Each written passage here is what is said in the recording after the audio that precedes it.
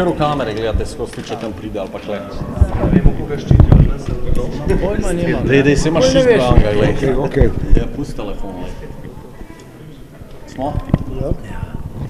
Gospod Jelinčič, premijer vam danes niti nekako ni odgovoril na vprašanje, rekel samo hvala za vaše mnenje. Še vedno boste podprli proračun na glasovanje, da se ni spremenilo? Jaz vedno držim besedo, kar je redkost v slovenskem političnem prostoru in nasploh redkost v Sloveniji in še enkrat pravim, bomo podprli.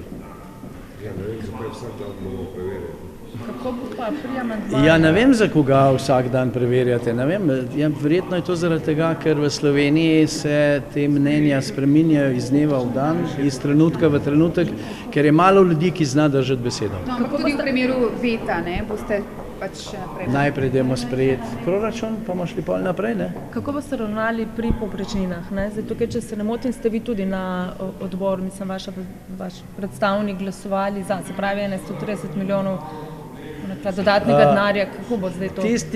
Se bomo še odločili, namreč, da se občinam dviga denar na račun tega, da občine nič ne storijo, ko se priseljujejo cele desetine, stotine ali pa tisoči raznih, bi rekel, kosovarjev in se naseljujejo v Sloveniji, imajo vse bonitete, je vprašanje, ali je smiselno občinam dajati več denarja. Ja, se nagibam recimo malo na desno, ne? Zdaj je sredina. Ja, sredina, ker nema NSI sredino, skrb za LGBT in ostalimi.